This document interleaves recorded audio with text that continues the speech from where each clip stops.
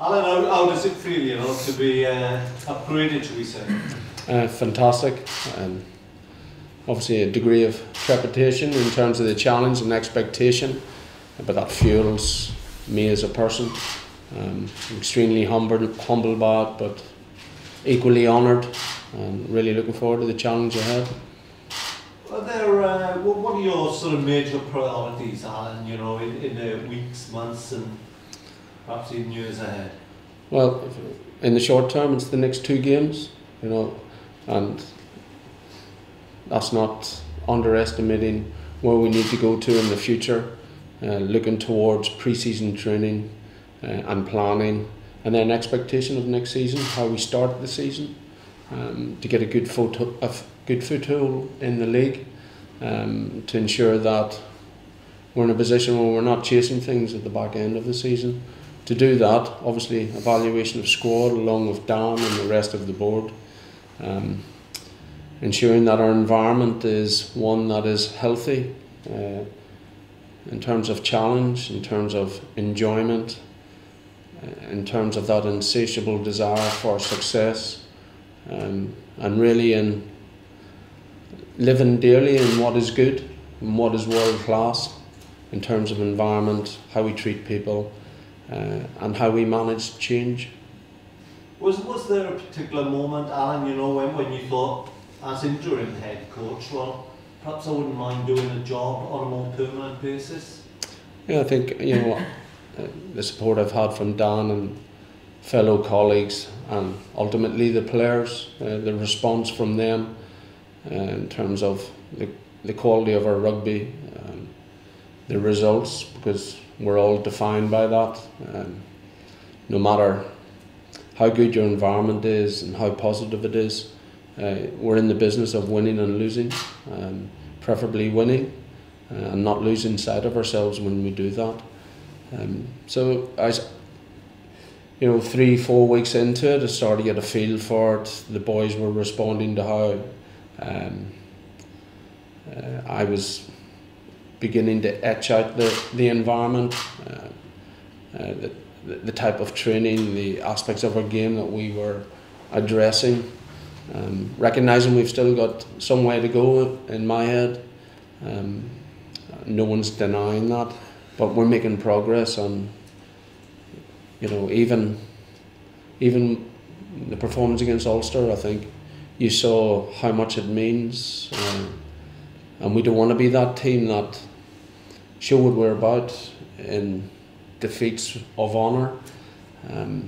We want to be winning games, but to me it epitomised what I believe the club is. Yeah, can we have your views on possibly, you know, what I'll call the big name syndrome? People are saying that, you know, they wanted a big name. Yeah. What's your take on that? Yeah, like, we're all moulded by our experiences in life, you know, and what I mean by that is, you know, the guidance, the support you've had from family and friends in the early years, the people you've worked with, the environments you've been in, but ultimately the path you choose to take as a person, as an individual. And if you look at the world-class rugby influencers that I've worked with or have been coached by, you're looking at names like Ian McGeegan, who coached me at Northampton for a number of years, and we were successful there. I was a player, obviously. Warren Gatlin coached me when he was in Ireland, and I was playing for Ireland. Mark McCall, who I coached with when we won the Magners League in 2006. And more recently, Joe Smith, you know, who came to Leinster as an assistant coach from Claremont, and now you definitely define him as a world-class coach because of his successes. But all of those people, together with my own successes and my own failures, as those people have had, have really etched out what I am today. And the one thing I know is that their successes and who I am today is based on good values, a work ethic, a rugby knowledge, a rugby knowledge in terms of the wisdom of passing on what is good and what's required to be excellent, so that we each day live what is world class in terms of our environment. Ultimately, living what is good, maximising our talents to ensure we're getting the best out of each other as individuals, and putting team first. And in team first, I mean we're putting the Ospreys first. What did you do off Gatland? Gats is, very controlled, very measured. He's a good person. He has a good relationship with players. Certainly in the time that I was with him, we would have gone very well. Highly driven and knowledgeable around his areas of the game, but equally he knew what he needed to have around him. And if you look at all of those people, they don't rely on themselves as the primary driver. They bring in the best and they work with the best to get the best out of people. Dan, are you bringing in a new forwards coach? Yeah, that's something we are in the process of looking at now, and obviously with Alan's appointment he'll have a strong influence on that. And what we focused on now is looking at the needs of the environment and making sure that we have every sort of area covered by expertise and adding value. So that's the process now that we're into. Will that chap, is there any chance of that guy being Welsh, or does it matter? We're looking for the best man for the job at the end of the day. There are definitely strong candidates from within Wales, from within our own environment to progress.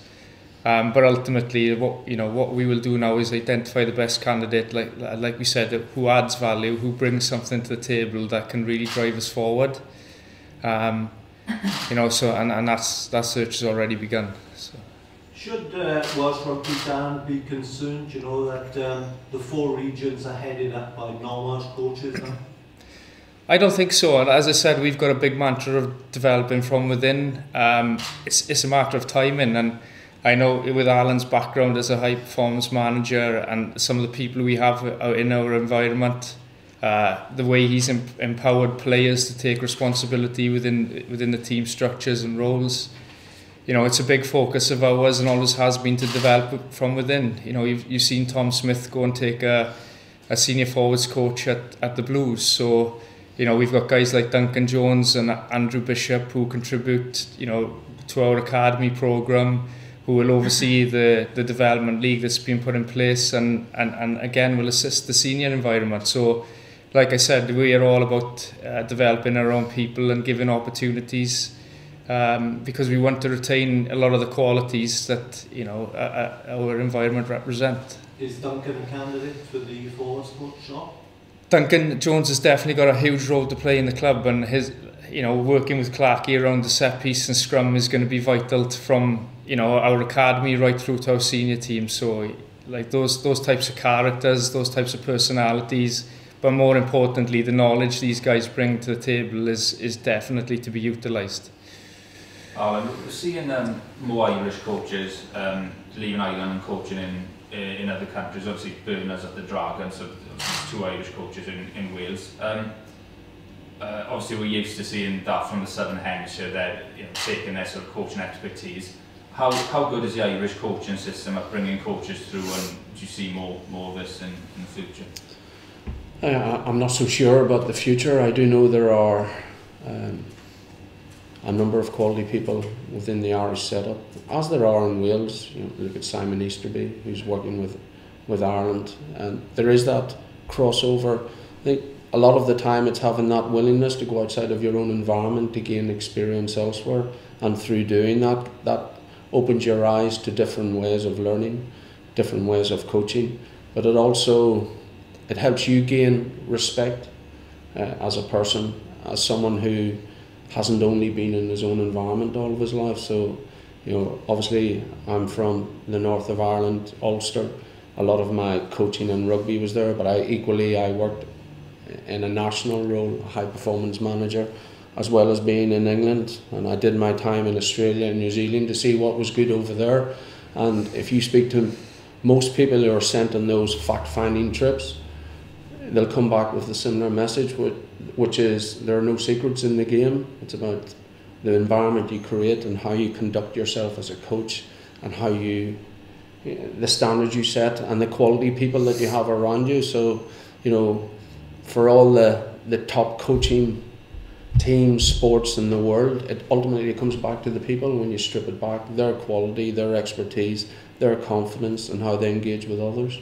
When you originally left Ulster, your home province, what was the reasoning behind that? For me, I wanted to challenge myself. I sat down with Les Kiss last November. We looked at a recontracting situation. But for me, it was stepping out of the comfort of my own environment to challenge myself abroad with a view to becoming a head coach. I've had opportunities over the last number of years to take up head coach roles. I didn't foresee it happening so quickly at the Ospreys, nor at the Ospreys, to be honest. I felt this would be a stepping stone towards that. But in the short time I've been here, I've, in a non-corny way, I really want to stress this, I've fallen in love with the place, ultimately because I've fallen in love with the people. And circumstances have brought me to this next career stage in my life. But Bernard Jackman said in an interview a couple of months back that obviously he was concentrating on his job with the Dragons, but in the long run he wanted to coach an Irish province and then obviously maybe coach Ireland. Obviously you're fully concentrating on the Ospreys at the moment, but is that something you want to do in the future? Go back to Ulster, coach the provinces, or using it as a stepping stone maybe? From the board of the Ospreys and myself working with my agent, both parties discussed the term of the contract and both would have had their own considerations. I've committed to 3 years and I'm happy to commit to 3 years. I'm proud of where I'm from, don't get me wrong, but equally it's not where you're from in life, it's where you're happy in life, and I've never been as happy in an environment as I am here, and that's based on respect for the people who I work with, the players, staff, but the community as well, and also the reciprocal respect I receive from them. In terms of the Ospreys squad, are you confident you're going to have a stronger squad next season with the signings you've made already? You know, on the balance, if you list our squad on paper and give everyone a clean bill of health, we have an incredibly good squad. So you need some good fortune. Equally, we've recruited, and yesterday's announcement shows you a sign of where we're heading. I listened to George's interview this morning. He's coming with ambition. We want people who are ambitious. We want people who want to be here. And equally, we recognise that we have a group of players who are world class, who we roll out for European games, which is understandable, every club's like that. But they probably play more Pro 14 games than is good for their health and the health of the squad. What we need to do is, those are our high performance players, the young players with potential. We need to start working on their development and really driving that forward in terms of challenging the likes of Leinster, those top end squads who've got multiple options in each position, and that's going to be our success in the future. It's not necessarily the recruitment of world class players. That, don't get me wrong, that is critical to your environment and your performance, but your performance over the year it's supported through the quality of your so-called second choice or third choice player who are pushing those first class players to deliver on a weekly basis. We used to see in the Ospreys winning silverware and being the best Welsh region. Obviously, last few years, Scarlets have taken that mantle. Is that something that, obviously that's something you want to take back, but do you think you can get back to those sort of trophy winning days in the near future? I think, well, I know myself, and I don't like losing at tiddlywinks, to be honest. We're in the business of winning. I know that's easily said. It doesn't just happen rocking up on a Saturday on a weekly basis and picking up points. It's what you do as of today, as of tomorrow. We need to build our environment, the quality of what we do, the quality of our people. Ultimately, I'm in this role to win trophies, recognising there's only one Pro 14 trophy and one European Cup. So it's, how do you chunk that? You chunk that short term, mid term, long term in any given season. And I'm not going to talk about 3-year plans linked to a 3-year contract.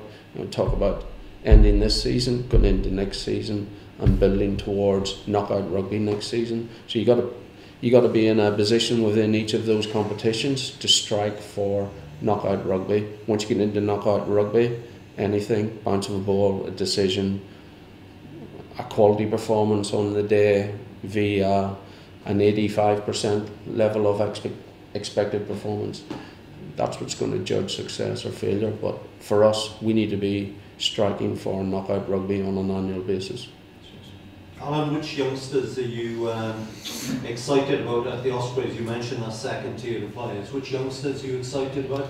Would you see coming through in the seasons ahead? Yeah, it's an apt question, timely in that the team we selected last week to play against Zebra was very much about that long-term strategic approach to knowing what we have. You look at, and forgive me if I miss some young players out, but even Phillips, who's really coming to the fore, that was his first Pro 14 start. You got Ruben, Morgan Williams at scrum half, who's a fantastic athlete, got a real X factor. We know what he needs to work on, more importantly he knows. We got Sam Davis, for me he's a young player coming through, and if you profile our squad, he's the 10 we want to build things around. Kieran Williams, young centre who came on, Tian Thomas Wheeler, there's Ben Campanari, who's down at 17s, 18s at the moment. The list goes on. We got Rory Thornton, to me is young. He's young in terms of rugby years. Adam Beard's young, he's 21 years of age. Adam Beard has to be a Bradley Davis or an Alan Wynne in the next 5 years for us, and showing those signs of leadership and confidence and driving us on the European stage. Yeah, you really see that he has got that potential. Particularly over the last couple of weeks. And the difference between being a good player and an elite player is self-belief. When you're in this world, you look at Adam, discriminating factors for a second row, he doesn't have any. He's got height, he's got mass, he's got athleticism, his foot patterns, his scrum, his game understanding's there. It's now the confidence to take that to another level, and that applies to every single player, 1 to 15. You can be good if you want to really step into being elite. It's having that self-belief, and that comes through confidence of performance on the field. What are you seeing in Even Phillips? Because he's the son of a famous Welsh hooker, Kevin. Yeah, I see his obstinance of being a hooker, which I'm really pleased with, and I'm sure he'll forgive me for saying that, but he's got that. What do you mean about him? He's got a real edge. He's driven. He's athletic, but equally so Scott Otten, so Sam Parry, so Scott Baldwin. So we're strong in that department. Albeit you would like all four to be vying for the weekly jersey. As it is this season, at best we've had two available at any given time. Going back, George North isn't exactly old. Do you think that you'll get the best out of him? Arguably Northampton haven't. Do you think this is the place to see the best of George North? I believe that. He's played fantastically at times for Northampton. Everybody needs a little bit of good fortune in terms of injury or lack of injury. I look at the likes of Dan Idiot, who's a fantastic person. He just drives the group, even when he's dealing with setbacks. And George has been similar at Northampton. He's a Welsh man. He's a proud Welsh man. He's coming back here to benefit us, to display his talents on the field for us. But equally, we want to manage George to get the absolute best out of him, and I'm really looking forward to work with him. I've had some brief contacts recently with him. Dan's probably been speaking to him in more depth than me, quite rightly, because George has got his Northampton business to complete before he shifts towards Wales involvement and pre-season with ourselves. And what do you think that people like George and Scott Williams that are going to bring to Ospreys next season? And they bring quality, they bring excitement, they bring that experience of dealing with the pressure of high-level competition. And through those experiences, they'll help in the development and the blossoming of other young players around them, the Kieran Williams, the Keelan Giles, Corey Allen, who's here as a wing, what they can learn from George in terms of their professionalism, in terms of how they conduct themselves, in terms of their ambition and their attention to detail, but also their enjoyment in playing the game. Judgment Day is coming up now. How are you prepared for that game? What do you expect from the Blues? I suppose it's more about what I expect from us. I